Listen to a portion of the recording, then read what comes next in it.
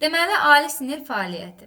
Ali sinir fəaliyyəti bütün məməlilərdə rast gəlinir demişdik və ali sinir fəaliyyətini biz öyrənmək üçün insanın sinir sisteminə, baş beyninə baxırıq.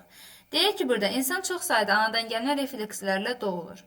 Güclü işıqda gözlərimizi qıyırıq, səs eşidəndə başımızı həmin səthə doğru çeviririk, yaxud da ki, əlimiz isti cismə toxunanda onu çəkirik, gözlərimizi qırpırıq. Bir uşaq anadan olanda heç kim ona başa salmır ki, sən yemək yeyəcəksən, sən ağlamalısan, gülməlisən, yaxud da necə məsələn gözlərini qırpa bilərsən, necə nəfəs ala bilərsən. Bunlar buna öyrədilmir. Heç bir canlıya öyrədilmir. Canlılar özləri bunu bilmiş olurlar. Yəni anadan gəlmiş bir refleks olur bu. Bu reflekslər ali sinir fəaliyyəti ilə tənzimlənir və insan orqanizmi xarici mühitlə qarşılıqlı əlaqəsini təmin edir. Ali sinir fəaliyyətinin mərkəzi sistemi ali şöbənin beyin qabığı və qabıqaltı nüvələrinin iştirakı ilə baş verən sinir proseslərinin cəmidir.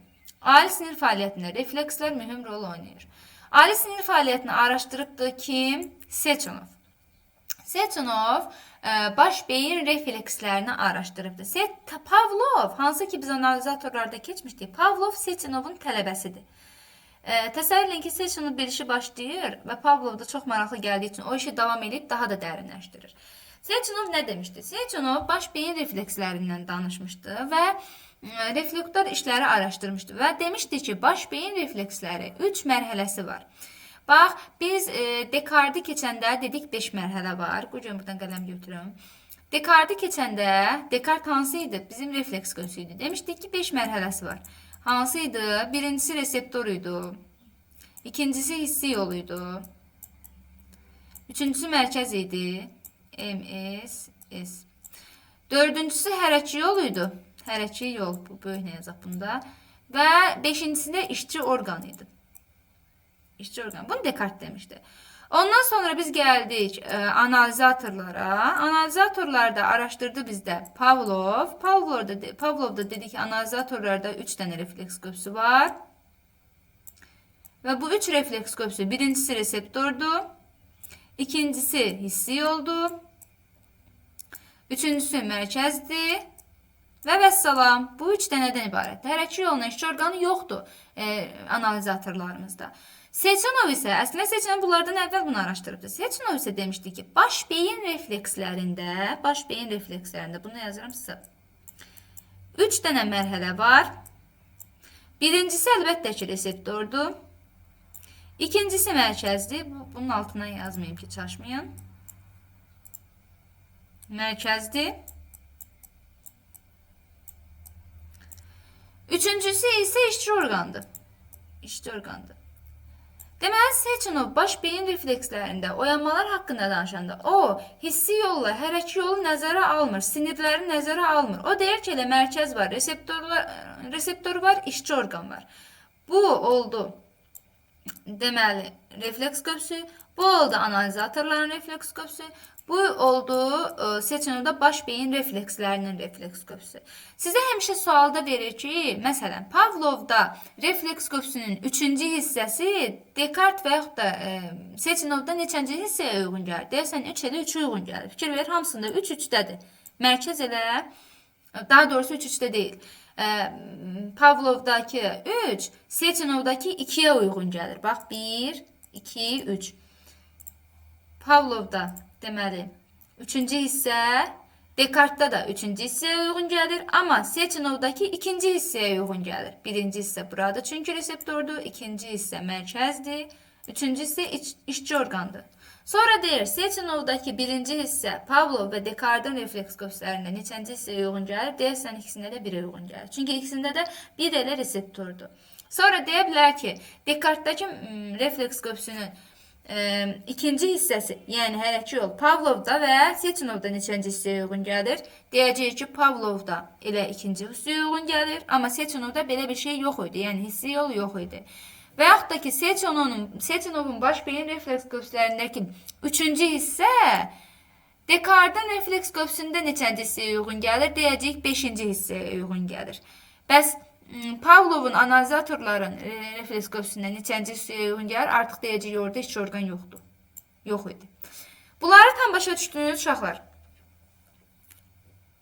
Vermək. Aha. Yəni sizə bax testlərdə də, imtahanlarda da bu şəkildə verir. Məsələn, buradakı ikinci hissə digərində hansına uyğun gəlir? Bax bu hissələri bu şəkildə yazsanız görəcəksiniz ki, 1 2 3 buradır, 1 2 3 buradır, burada da budur. Alt-alta da yazsanız tapa bilərsiniz.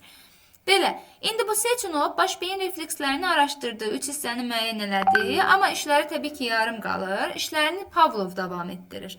Pavlov baş beyin reflekslərini araşdırarkən iki şeyi görür. Görür ki, əslində biz həyati proseslərdə də çox şey öyrənirik. Bizim elə reflekslərimiz var ki, bu avtomatikdir, bu özümüzdən asılı deyil. Bəs bunu biz nətər öyrənmişik? Tutalım ki, mən qaranlıq otağa girən kimi əlimi divara vurub qulçat ilə açıram. Görürsən bu mənə anadan gəlmə gəlməyibdi, amma mən bunu avtomatik edirəm. Yaxud da ki, evdə qaşıqların yeri, anam qaşıqları qoyur həmişə ikinci səyirməyə, mən gedib avtomatik ikinci səyirməni açıram. O oradan yeri dəyişsə belə, mən yenə gedib bir müddət o ikinci səyirməni açıram. Bu da refleksdir də, avtomatik baş verir. Deməli, bu avtomatik baş verənləri də araşdırıb da Pavlov. Pavlov refleksləri şərti və şərtsiz olaraq iki qrupa ayırır. Şərtsiz reflekslər irsən ötürülür. Şərtsiz reflekslər haqqında danışarkən deyəcəyik ki, şərtsiz reflekslər biz anadan olarkən, doğularkən bizdə olan reflekslərdir. Bu necə olubdu? İrsən ötürülür, insanın ömrü boyu qalır. Növü ümumi bütün fərdlər üçündür, yəni növ üçün xarakterikdir. Sonra baş beynin onurğa beynində, beyin kötüyündə və baş beynin ağ maddəsində olan boz maddədən ibarət nüvələrdə yerləşir. Yəni yadınıza düşür, biz həmişə deyirdik ki, uzunsol beynin tənzimlədiyi reflekslər, tutaq ki, udqunma, asqırma, öksürmə, sonra göz qırpma, bunlar hamısı həyati, yəni proseslər deyək də, göz qırpma deməyək də, həyati proseslər deyək, udqunma, asqırma və öskürmə kimi. Bu həyati proseslər uzunsol beyinlə tənzimlənir. Bax, şərtsiz reflekslərdə bizə anadan gəlmiş sanki həyati proseslərdir. Bunlar da onurğa beyni, beyin kötüyü və baş beynin ağ maddəsi ilə tənzimlənir, yəni beyinlə tənzimlənir. Şərtsiz reflekslərə qida, müdafiə, cinsiyyət və səmt refleksləri aiddir. Bu dördünü yadda saxlayın. Soruşandakı şərtsiz refleksə nə aiddir? Deyəcək ki, biz anadan olanda yemək yeyirik, anadan olanda qorxuruq, səsdən qorxuruq da, başlayır uşaq çığırıb ağlamağa. Sonra cinsi reflekslər, cinsiyyət reflekslərimiz olmuş olur, anadan gəlmə və bir də anadan gəlmə səmt refleksləri olmuş olur. Səsə tərəf çönüb baxırıq, işığa tərəf çönüb baxırıq. Bu səmt refleksləri olmuş olur. Deməli, mən bu WhatsApp bezirdə bunu bağlayayım.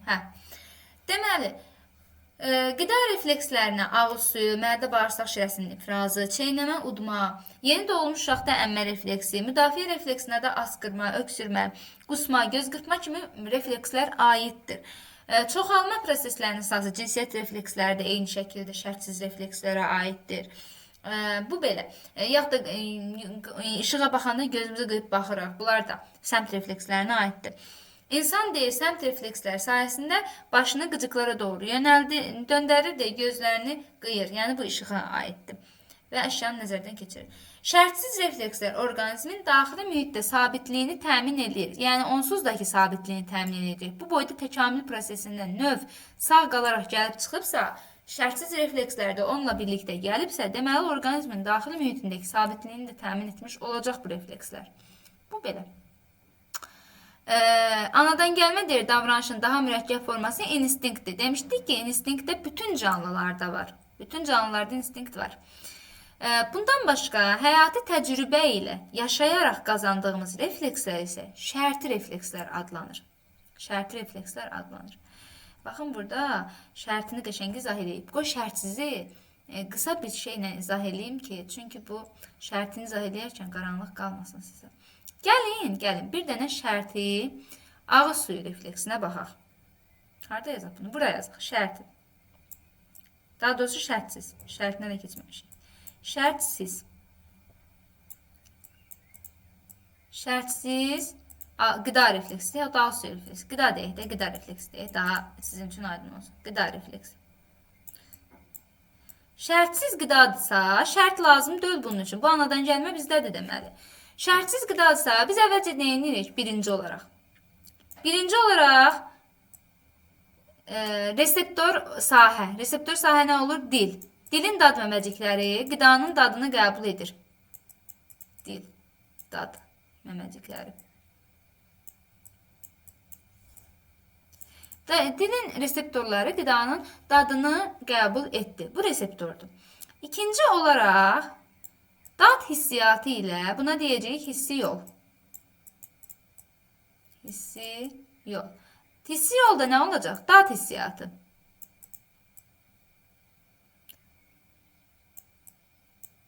Dad hissiyatı ilə bu qalxır beynimizə doğru. Üçüncü olaraq olacaq mərkəz. Mərkəzi sinir sistemi. Mərkəzi sinir sistemində artıq mərkəzi sinir sisteminin dad nahiyəsi aktivləşəcək. Dad nahiyəsi aktivləşəcək. Sonra dördüncü olaraq, əlbəttə ki, hərəkli yolla, dadın enən sinirləri ilə hərəkli yol. Burada nə olur? Dadın enən sinirləri ilə ağız suyuna artıq siqnal gəlməlidir. Dadın enən sinirləri. Enən sinirləri yazın bura. Burada dadın qalxan yolları yazın. Çoxsa ki, aydın olsun. Qalxan yolları. Hə. Beşinci də əlbəttə ki, ağız suyudur. Bu nə olacaq? İşçi orqan. İşçi orqan nə olacaq? Ağız suyu.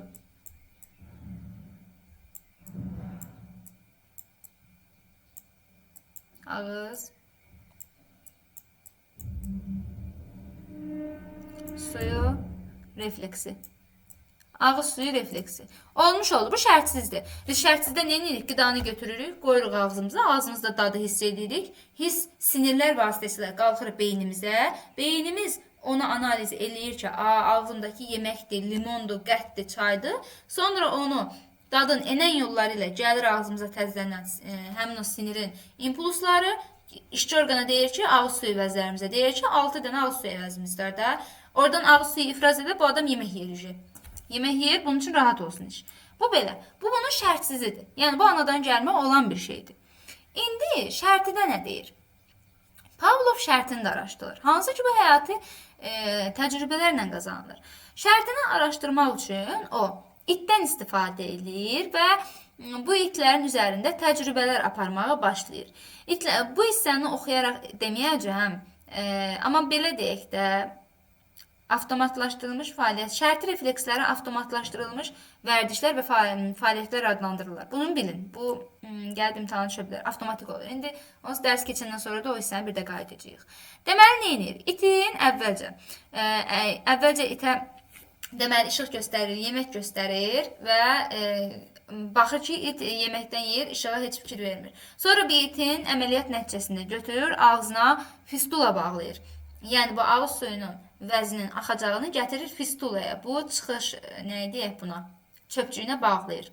Bağlayır və itə hər dəfə yemək verəndə yemək verməmişdən qabaq lampışqanı yandırır. Qısa olaraq təsnifat budur ki, lampışqanı yandırır, sonra yemək verir və bu şəkildə təcrübəsini aparır. İlk əvvəl nə edir? İlk əvvəl lampışqanı qoyur bura və yandırmır. Sadəcə yeməyi verir. Yeməyi verərkən görür ki, it yeməyi yeyir və ağzından su damlaları axmağa başlayır. Bu qida şərtsizdir. Çünki bu sadəcə yemək yeyir də, eyni bizim kimi. Yemək yeyir və beynində dad nahiyəsi aktivləşib də ağız suyu axır. Və burada heç bir şərti bir prosesdən söhbət belə gedəməz. Bu elə birinci bu keçdiyimiz şərtsizdir. Sonra başlayır işığı yandırmağa. İşığı yandırır, görür ki, fistuladan su axmır. Heç bir proses itdə baş vermir. İt sadəcə işığa baxır. İtin sadəcə işığa baxması şərtsiz səmt refleksidir. Bu şərtsiz qidadır. Ağzından fistuladan suyun axmamağı və lampaya sadəcə baxmağı şərtsiz səmtdir. Baxır ki, görün bu lampa niyə yanır. Sonra lampanı yandırır və itə yemək verməyə başlayır. Hər dəfə itə yemək verməmişdən qabaq lampanı yandırır. Lampa ilk əvvəl, bax burada. Burada it üçün artıq təsirsiz qıcıq rolunu oynayır. Bax bu lampa it üçün. Əvvəl nə edir? Təsirsiz qıcıq olur. Qıcıq rolunu oynayır. Çünki fikir verir, lampanın yandıdır, ağzından su axmadı. Deməli, lampa nədir? Təsirsiz qıcıqdır. Şərtsiz səmt refleksinə baxmıram ha. Sadəcə qidanın, yəni bu apardığı təcrübəyə baxıram, bu hissəyə baxıram. Baxıram, deyirəm ki, lampa burada təsirsiz qıcıqdır. Çünki lampanın yanması nəticəsində fistuladan su axmayıbdır. Sonra lampanı yandırır, yemək verir. Lampanı yandırır, yemək verir və it elə düşünür ki, lampa yanında hər dəfə qabağında kimsə yemək qoyacaq. Yemək də qoyan kimi ağzından su axmağa başlayır axı bunun.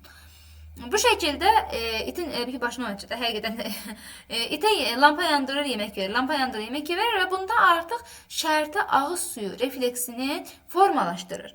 Sonra bir müddət keçəndən sonra artıq yemək vermir, yemək qoymur. Lampanı yandırır. Lampanı yandıran kimi it fikirləşir ki, indi nə kimi lampanı yandırıb yemək verir axı mənə. İndi lampa yanıbsa 100% yemək gələcək. Ağzından başlayır su damlamağa. Amma yemək gəlib çıxmır. Artıq burada deməli, lampa olur şərti qıcıqlandırıcı. Şərti qıcıqlandırıcı. Qıcıqlandırıcı. Gəl bir adlandıraq. Lampa oldu birincidə təsirsiz qıcıq. Burada yox. Nədə burada da sadəsinə. Lampa təsirsiz qıcıqdır. Deməli, yemək şərtsiz qıcıqlandırıcıdır. Şərtsiz. Ağızdan gələn suda şərtsiz qıcıqlandırıcının sayəsində gəlmiş refleksdir. Sonra lampanı bir müddət yandırarkən əslində o şərti qıcıqlandırıcı, təsirsiz qıcıqlandırıcını şərtsiz qıcıqlandırıcı ilə möhkəmləndirib şərti qıcığa çevirir. Bu cümlə sizə bilmirəm nə qədər aydındır. Təsirsiz qıcığı şərtsiz qıcıqla möhkəmləndirib şərti qıcığa çevirir. Bir müddət bunu etdikdən sonra. Və sonda artıq lampa it üçün şərti qıcıqlandırıcıya çevrilir. Şərti qıcıqlandırıcıya çevrilir. Bu belə. İndi gəlin şərti qıcıqlandırıcının reflekskopsunu, yəni bayaqdan dediyimiz sözləri yazaq. Yazaq şərti. Şərti. Yazıram nə? Şərti qida. Hardadır qida? Qida yoxdur əslində burada. Şərti qıcıqlandırıcı nə edir? Birinci reseptor. Birinci nə ağarır? Birinci lampışqanı yandırır. Reseptor. Reseptor onda nə olacaq? Görmə. Görmə. Və yaxud da ki, deyə bilərik ki, reseptor nə idi bu? Torlu qeyşadır. Bax, bunu da deyəcək. Əslində görməni qısa yazıram, torlu qeyşadır burada. İkinci nə olur? İkinci görmənin siniri olur. Yəni, hissi sinir. Hissi sinir. Nə olacaq? Görmə, qalxan yolları. Mərkəz. Mərkəz. Üçüncünü yazaq belə deyək. Üçüncü mərkəz. Mərkəzdə isə MSS-də. Mərkəzdə isə birinci nə oynayacaq? Birinci görmə oynayacaq. Çünki lampışqaya baxır. Birinci görmə oyandı. Görmə. Sonra isə bu görmə ilə dad arasında qısa əlaqə yaranır. Görmə plus dad deyil. Bax, o qısa əlaqəni də gəlin göstərək.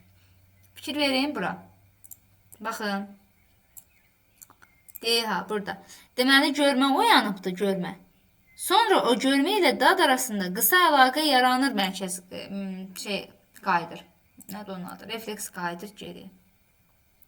Görmə ilə dad arasında qısa əlaqə yaranmış olur. Nə vaxt? Şərti qıcıqlandırıcıdır. Görmə ilə dad arasında əlaqə yaranırsa, artıq bu itin işi bitdi. Belə. Görmə ilə dad arasında qısa əlaqə yaranır və sonra da əlbəttə ki, dad arasında əlaqə yaranıbsa, hərəki olur. Hərəki. Dadın enən yolları.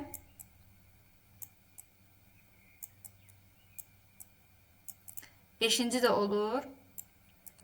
İşçi orqanı, ağız suyu.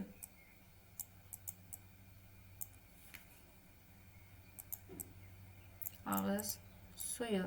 Fikir verin. 4 ilə 5 eyni şərti ilə şərtsizdə eynidir. Amma 1, 2, 3 fərqlidir. Sizdən eyni sual soruşur. Deyir ki, Pavlovun araşdırması nəticəsində şərti qıcıq refleks, şərti qida refleksi ilə şərtsiz qida refleksinin neçənci reflekskopslarının neçənci hissələri oxşardır.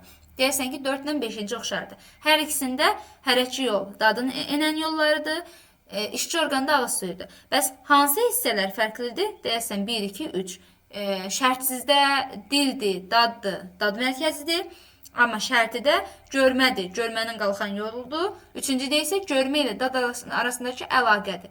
Və sizdən də soruşur, şərti qida refleksində görmə ilə dad arasında əlaqə reflekskopsunun hansı hissəsində yaranır? Deyəcəksiniz ki, əlbəttə ki, mərkəzdə yaranır, başda yaranır.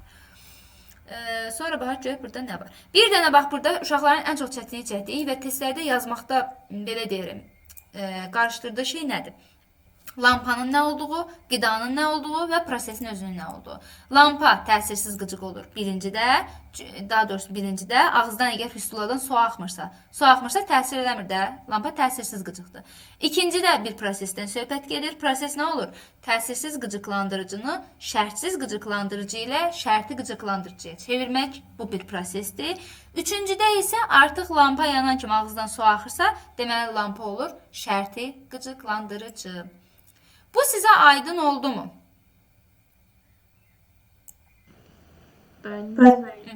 Yəni, bax, bunları başa düşün. Bunu əslində Pavlov, yəni özünü elmə həsrəməkdən əlavə, müharibə içində öyrənir. Gedir hər dəfə tankın altına qida qoyur, iti göndərir tankın altına ki, təbii ki, bu şeydə olur da, bunun laboratoriyasında deyir. İt gedir tankın altından qidanı götürür yeyir. Hər dəfə it gedir tankın altından qida götürüb yeyir. İt elə bilir ki, bütün tankların altında qida var. Sonra aparıb bu itləri salırlar müharibə vəziyyətinə, itin başına bomba bağlayırlar. İt tankı görən kimi qaçır altına.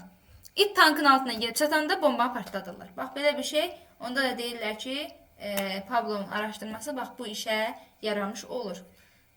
Yəni, tank orada əlbəttə ki, qida rolunu oynayamaz. İt amma təsirsiz qıcığı artıq şərti qıcıq hesab eləyir. Elə bilir ki, tankın dibində, bütün tankların dibində qida var. Yazıq itlər. Bu belə. Burada da biz şərti qıcıqları həyati proseslərimizdə vərdişlər nəticəsində əldə edirik. Məsələn, bizim özümüzdə də əslində şərti çoxlu qıcıqlar var. Nədir bu şərti qıcıqlar? Bax, bayaq dediyim kimi, evə girəndə lampanı yandırmaq üçün əlimizdə kulçatrin yerini əzbərdən bilmək. Sonra anamızın qaşıqları, boşqabları, siyirmənin hansı gözünə qoyduğunu bilməyimiz, ayaqqabılarımızı hər dəfə çıxardanda qapının sol tərəfi və yaxud da sağ tərəfində olan ayaqqabı yerinə qoymağımız. Bunlar hansı bizdə artıq refleks olubdur, avtomatikləşibdir, vərdiş halına alıbdır. İndi sən təsəvvür elə ki, bir gün anan gəldi, evin dizaynını dəyişdi. Siyirmədəki qaşıqları götürdü, aşağıdan götürdü, yığdı yuxarı və sənə deyir ki, get mətbəxdən mənə qaşıq gətir. Sən qaşıq gətirəndə artıq öyrəşmirsən aşağıdakı siyirməni çəkməyə. Aşağıdan siyirməni çəkib, baxarsan görəsən ki, qaşıq yoxdur, bağlayıb yuxarıdakı siyirməni çəkir. Bir dəfədən sonra yenə gəl, başlayacaq deyəsən, pay dədə, mən öyrəşə bilmirəm də, bu qaşıqların yerini dəyişibdir. Məsələn, xaladnikdə həmişə qida gedib götürürük, meyvələr falan. Meyvəni bir nəfər götürüb vazada kənara qoyanda, yenə gedib xaladnik açırıq ki, görək burada meyvə var. Çünki artıq o bizdə vərdiş alıbdır. Şərti qıcıq olubdur. Bu şəkildə. Bu da bizim şərti qıcıqlandı. Bax, burada çoxlu şərti qıcığa aid maraqlı misallar verir. Bax, deyir ki, startda dayanan idmançı işarəni gözləyə bilməyərək qaçmağa başlayır. Fikir ver, işarəni artıq gözləyə bilmir bu adam. Deməli, bunda şərti qıcıq olub. Tormozlaya bilmir. Belə deyir, idmançılarda tormozlamanın hansı növü? Tormozlamanı demədim, amma. Tormozlamanı deyim, daha maraqlı olsun bu testləri işləmək. Deməli, tormozlanma necə olur? Biz bu qıcıqları tormozlaya bilirik. Necə tormozlayırıq? Şərtsiz refleksləri ancaq xaricdən tormozlaya bilərik. Məsələn, acmaq qida refleksi şərtsiz idi. Məktəbdə acından ölürük ya da bir yerdə ac evə gəlirik. Nə qədər desən də ki, yox, mən toxam. Daxildən özünü inandırsan ki, acmamışam, yenə də ac hiss eləyirsən. Evə gəlirsən, görürsən, ev doldu qonaqla. Sən məcbursan ki, o aclığı gizləyəsən, o qonağı yola verəsən. Onda qonaq sənin olur xarici tormozun. Deməli, qida refleksini, yəni şərtsiz qida refleksini daxildən tormozlaya bilmədin sən, amma xaricdən bir qonaq onu tormozladı. Və yaxud da ki, yemək yediyin yerdə, tutaq ki də, ac-acına yemək yeyirsən. Birdən bərk bir səs eşidirsən çöldə, tutaq ki, güclü bir səs eşidirsən. Yemək zadı yaddan çıxır, qaçırsan çöldə. Görürsən, sənin acılığın o an sanki dayanmış olur. Çünki xaricdən tormozlama var artıq. Bu oldu xarici tormozlama. Sonra şərtsizdə. Şərtsizdə ancaq nə var? Xarici. Daxili tormoz yoxdur. Xarici. Daxilisi bunun yoxdur. Daxildən şərti reflekslərimizi tormozlaya bilmirik. Şərtsizləri tormozlaya bilmirik. Şərtilərə gəldikdə. Şərtini isə həm xaricdən tormozlaya bilərsən, həm daxildən tormozlaya bilərsən. Daxildən necə olur? Öz-özünə sönüb gedir. Bir dəfə gedib siyirmənin aşağı gözünü açasan, iki dəfə gedib siyirmənin aşağı gözünü açasan, artıq qaşıqlar orada yoxdursa, daxildən öz-özünə sönüb gedəcək. Və yaxud da ki, mətbəxin qapısına çata-çatda yadda düşəcək ki, anam dünəndən mətbəxi təmizləyirdi, 100% qaşığın yerini dəyişdiribdi. Sən özün artıq daxildən bunu düşünüb tormozluyursan və gedib aşağı göz açmırsan, yuxarı göz açırsan. Bu sənin daxildən tormozlamadır. Bir də var xaricdən tormozlamaq. Xaricdən tormozlamaq da ananın o qaşıqların yerini dəyişdirməkdir. Yəni pulsatörün yerini kimsə götürüb dəyişir.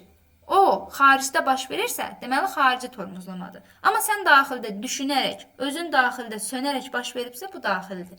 Deməli şərtinin daxilisi də var, xaricisi də var. Xarici tormozlaması var. İndi gəl buna. Deyir ki, startda dayanan idmançı işarəni gözləyə bilməyərək qaçmaya başlayır. Belə idmançıda tormozlamanın hansı növü zəiflikdir? Daxili tormozlaması zəiflikdir. Düşünə bilmir ki, daxildən özünü tormozlaya bilmir ki, bir startı gözlə. Sonra dişlərini müalicə, vaxtilə dişlərini müalicə etdirərkən ağrı hissi keçirmiş insanlar stomatoloqun kabinetinə daxil olduqda rəngləri avazlayır, əlləri titrəyir, onları soyuq tər basır. Bunu necə izah etmək olar? Bunu onunla izah eləmək olar ki, bunlarda şərti refleks yaranıbdır. Bu adam bir dəfə ağrı çəkibdir və şərti olaraq təsirsiz qıcıq olan, məsələn, stomatoloqun iynəsi, normalda stomatoloqun iynəsi bunun üçün təsirsiz qıcıq idi, lampışqa kimi. Amma stomatoloq o iynə ilə bir dəfə dişə ağrı verdisə, artıq o stomatoloqun iynəsi bunun üçün olur, şərti qıcıq. Onu görən kimi ağrısı yadına düşür. İynəni görən kimi ağrı yadına düşür və bu şəkildə olur. Deyir, çox vaxt kiçik yaşlı uşaqlar ağ xalatlı insan gördükdə ağlamağa başlayır. Bu niyə baş verir? Çünki kiçik yaşlarda insanlar elə bilirlər ki, onlar həkimdir. Ağ xalatlılar həmişə ona iynə vurur axı. O onu qorxudur. Bu da şərtidir. Bu da şərtidir. Hamı şərtidir bunların. Gecə otaq qaranlıqdır. Siz oyanmışsınız və vaxtı bilmək istəyirsiniz. Siz səhvə yol vermədən elektrik açarının yerini müəyyən edirsiniz. İşığı yandırırsınız. Sizin elektrik açarına tərəf hərəkətiniz şərti yoxsa şərtsizdir? Əlbəttə ki, şərtidir. Çünki elektrik açarının yerinin orada olduğunu bilmək artıq məndə vərdiş olubdur. İki uşaq yol gedərkən baxdığı filmi gözləməklə bir anda arxalanmışın siqnalı eşitdi. Siqnal bu heç. Bu da yeni şərt olacaq çox güman. Bu şərtsiz ait heç nə yoxdur desən burada. Şərtsiz yuxarıda olar da dərsin birinci hissəsində. Gəl şərtsizə də baxaq. Deyir, pişiyin güclü səsə sahibi tərəfindən çağırmasına qarşı cavab reaksiyası şərtsizdir, səhvdir. Pişiklər sahibi tərəfindən çağırılması şərtidir. Amma güclü səsə qarşı verdiyi reaksiya şərtsizdir. Səmtdir çünki. Anadan olanda bütün pişiklər səsə qarşı reaksiya verə bilər. Amma anadan olanda bütün pişiklər sahibi çağıranda reaksiya verə bilməz. Şərtsizdir reflekslərin mərkəziləri şərti reflekslərdən fərqli olaraq insan beyin yarımkürələri qabığında uzun beyində yerləşir. Nətər? Şərtdən fərqli olaraq insan beyin uzun beyində yerləşir. Dedik axı, şərtsizlər həyati proseslər uzun beyindir. Bu şəkildə bu testlər işləyərsiz maraqlıdır, burada verilibdir. Bunların da özdə şərti refleksində görün burada verib o. Mərkəzi harda yerləşir? Mərkəzi beyin yarımkürələrində yerləşir, beyin yarımkürələri qabığında. Amma harda verilib bu? Yəqin yuxarıda verilibdir. Beyin yarımkürələri qabığında yerləşir. Bu belə. Bunu oxuyarsınız. Bunu daha əvvəl keçmişik. Nitq təfəkkür. Təfəkkürün əməliyyatları var. Analiz, sintez, müqayisə, mücərrətləşdirmə. Analiz hər hansısa bir şeyi öyrənməkdir. Məsələn, alma yumru rəngdir, qırmızı rəngdir, saplağı var. Sintez eləmək xüsusiyyətləri birləşdirməkdir. Məsələn, saplağı olan, qırmızı rəngi olan, yumru olan hər şey almadır. Müqayisə eləmək almanın armudu müqayisə eləməkdir. Mücərrətləşdirmək isə beynimdə mücərrət fikirlər, şirin dad, qırmızı rəng, yumru forma. Bax, bunları fikirləşirəmsə, bu artıq mücərrətləşib beynimdə. Ümumiləşdirəndə isə deyirik ki, hamısı meyvədir. Emosiya, yaddaş. Bəlkə deyirəm, bu emosiya, yaddaş qalsın. Yuxu sikllərini deyim. Ya da yox. Gəlin elə bunu yarıya qədər keçək. Çünki bu çox oldu sizə. Bax, hara qədər oxuyursunuz. Düşüncəli fəaliyyət, nitq təfəkkürə qədər oxuyun. Çünki burada təfəkkürün əməliyyatları olsun, emosiya, yaddaş və bir də yuxu siklləri və tiplər. Ali sinif fəaliyyətin tipləri. Bunları gələn dəfə keçəcəm. Nağıl kimi də bunlar. Hər şey əzbər anlamaq istəsin, öyrənin. Yer səsi qalsın. Belə, ümumi bu dərsdən sualınız mənə varmı? Yox. Mən deyən hissələri əzbərləyin, öyrənin, videolara təkrar baxın. Sualınız olsa yazın mənə. Bir dəqiqə bunu bağlayım.